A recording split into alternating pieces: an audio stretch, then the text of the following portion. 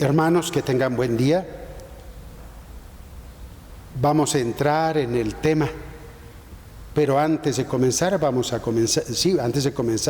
nos encomendamos a Dios pidiendo que estas capsulitas pequeñitas logren el propósito, que nuestros hermanos, nuestra comunidad vaya profundizando en el conocimiento de la palabra de Dios. Le encomendamos a Dios este trabajito y lo iniciamos el de hoy en el nombre del Padre, del Hijo y del Espíritu Santo. Amén.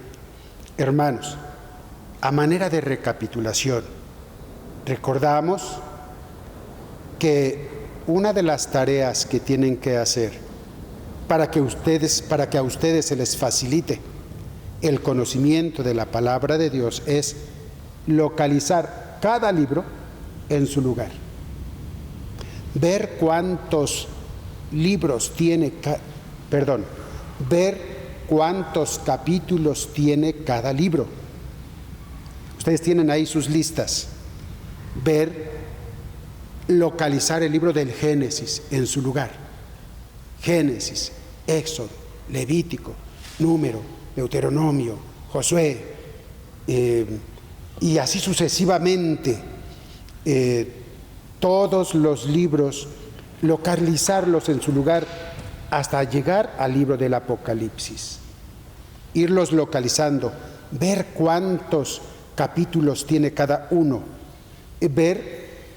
inclusive localizar los versículos. Eso no van a ver cuántos versículos tiene cada capítulo, porque eso sí estaría en chino, pero sí ir localizándolo. Cuando ustedes se familiaricen con esto, se les va a facilitar distinguir lo que son los libros del Antiguo Testamento y los del Nuevo Testamento.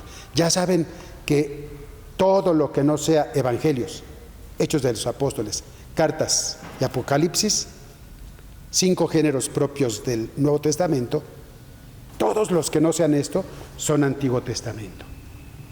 Bien, hermanos, insisto, vayan a eso si no lo han hecho. Hoy, hermanos, quiero volver al libro del Génesis. De hecho, ya hablamos de él, pero quiero hacer énfasis por algunas cosas que me parecen muy importantes. 1, recordamos que el libro del Génesis consta de 50 capítulos y que en los primeros capítulos se nos habla de la creación del mundo y también se nos habla del paraíso terrenal y de la caída en el pecado, del pecado original, recordando que el pecado original es un pecado eso es una actitud de soberbia ante Dios.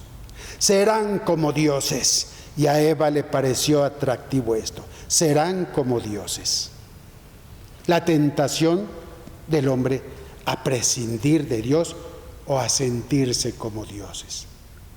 Bien, es el pecado original. ¿Y por qué se llama original? Porque de ahí se originan todos los demás. Los demás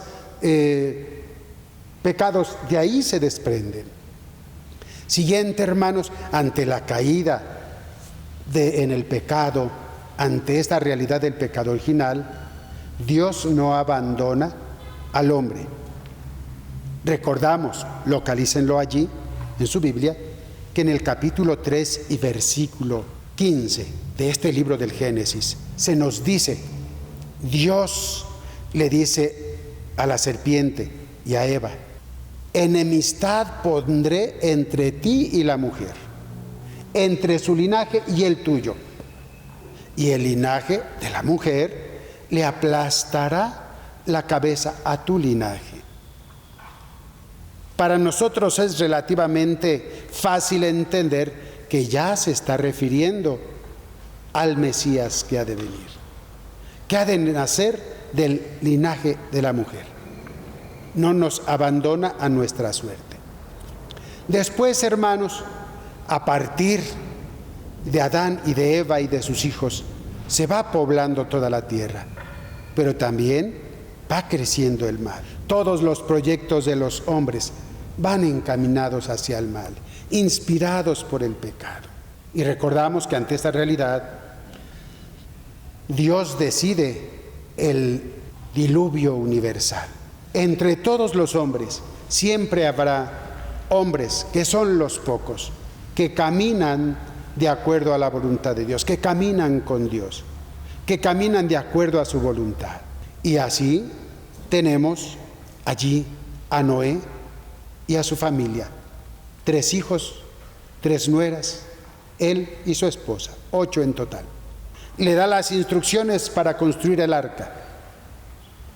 Viene el diluvio, pasa el diluvio, se pierde toda la humanidad y después todos descenderemos después de los descendientes de Noé.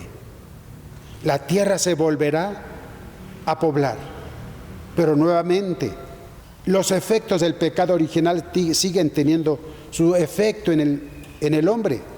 Se vuelve a poblar la tierra y recordamos que en un tiempo determinado, en un lugar determinado, los hombres dicen: hagamos una torre que llegue hasta el cielo, cosamos ladrillos y construyamos una construcción, nos haremos famosos, hablarán de nosotros.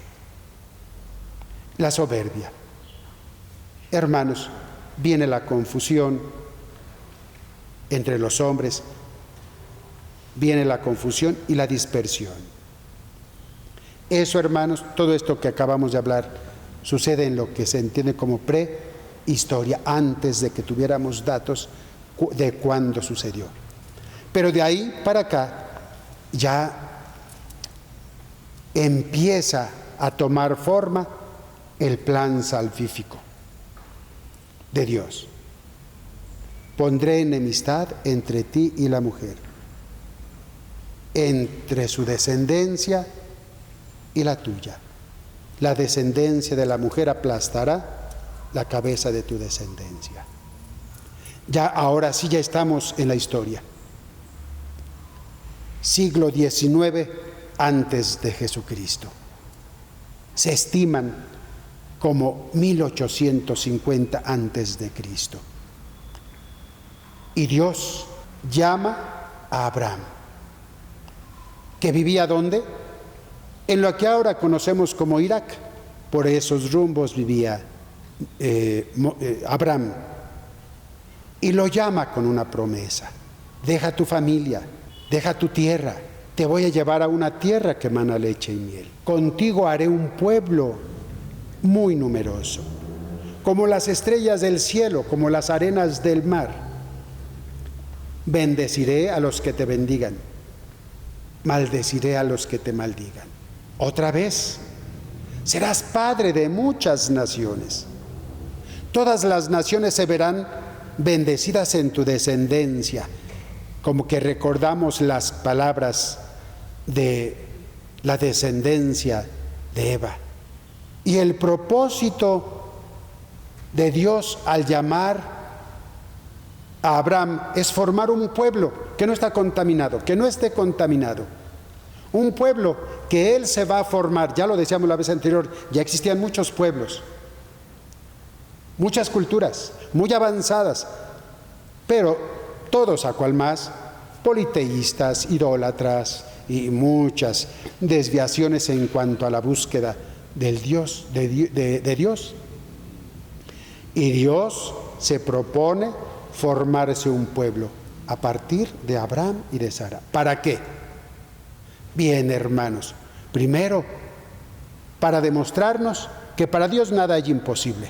¿Por qué? ¿Qué esperanzas había de formar a un pueblo de un anciano y de una mujer que además anciana también había sido estéril? Para Dios nada es imposible. Dios, a partir de Abraham y de Sara, va a empezar a formar un pueblo. Y de acuerdo a la promesa de Abraham y de Sara, nace Isaac. Bien, ¿para qué más Dios se forma este pueblo? Porque este pueblo va a tener como misión dar a conocer a todas las naciones de la tierra al Dios verdadero. Todas las naciones de la tierra conocerán al Dios verdadero a través de este pueblo.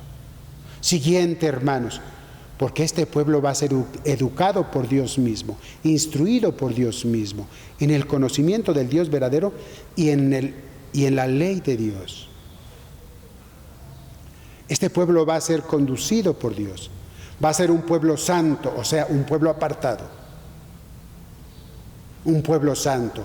Ustedes serán mi pueblo y yo seré su Dios. ¿Para qué más se formó Dios este pueblo?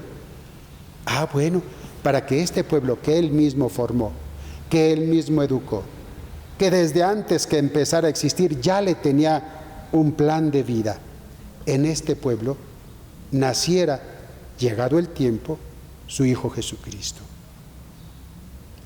Para que llegado el tiempo, naciera ahí su Hijo Jesucristo.